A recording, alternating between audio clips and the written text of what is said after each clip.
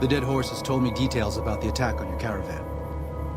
A stranger's sympathy might not count for much, but for what it's worth, I'm sorry. The Sorrows will mourn your friends too. They mourn everyone, even the Whitelegs. They have sensitive souls.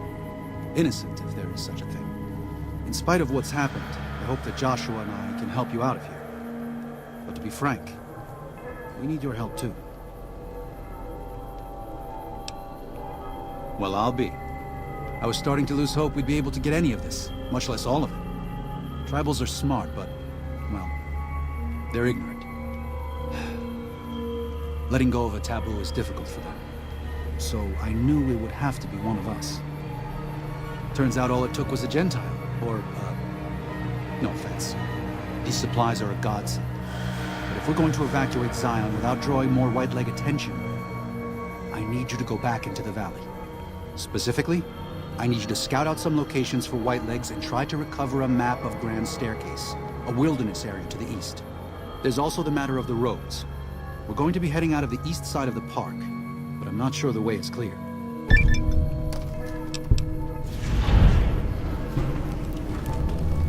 I appreciate the enthusiasm.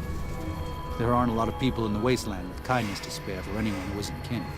Since you've been poking around the valley, you might see more activity from the Whitelegs. One of the Sorrow's hunters, Waking Cloud, has volunteered to help guide you through the valley. She has a special talent for staying out of sight.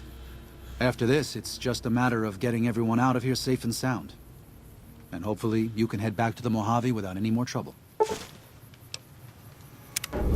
Well, here we part ways. I'm needed back at the Dead Horse's camp. Maybe I'll see you there sometime. I will. Good gonen, Akis.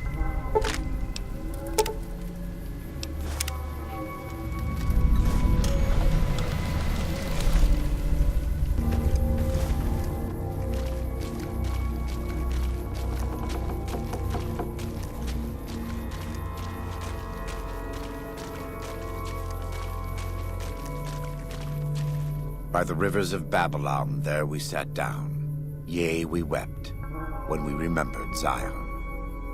Remember, O Lord, the children of Edom in the day of Jerusalem, who said, raise it even to the foundation. O daughter of Babylon, who ought to be destroyed, happy shall he be that rewardeth thee as thou hast served us.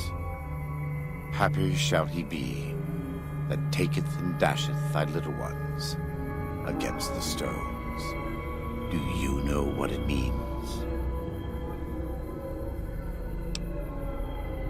Given those two choices, the best of all possible worlds, they would just leave us in peace.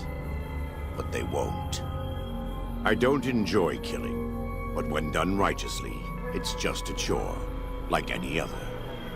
Practiced hands make for short work, and the good Lord knows there's much to be done here.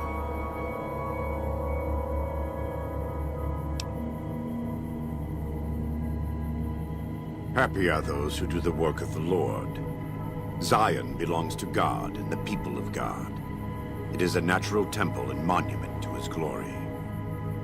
When our Lord entered the temple and found it polluted by money changers and beasts, did he ask them to leave? Did he cry? Did he simply walk away? No. He drove them out. It is one thing to forgive a slap across my cheek, but an insult to the Lord requires... no. It demands correction.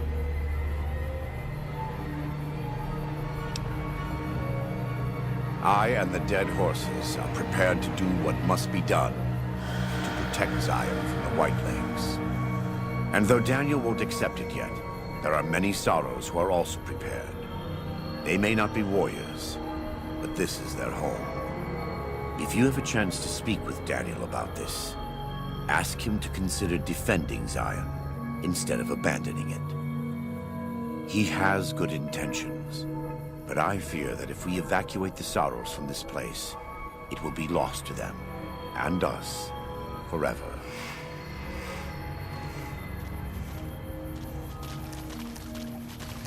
It is good to travel with another. I spend so long scouting on my own that I forget what human company is like.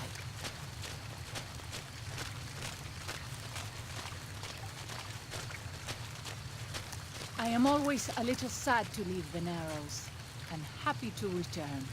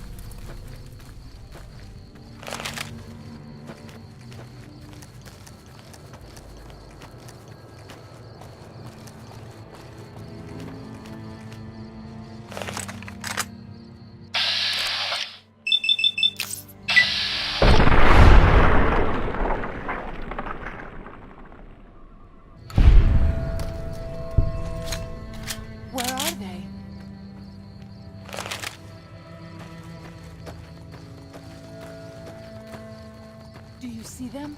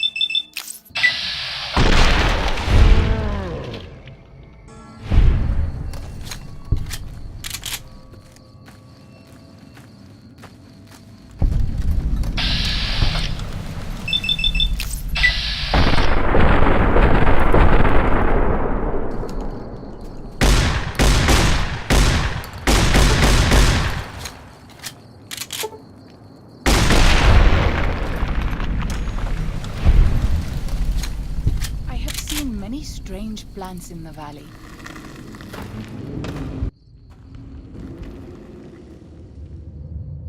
We should not be here. This place, it belongs to the Father in the caves. We must not profane it with our touch. The Father in the caves, the Holy Father who gave the Sorrows his succor and gave the new Canaanites his son. Many of the caves around the valley are sacred to him, and those who would trespass are punished by holy wrath.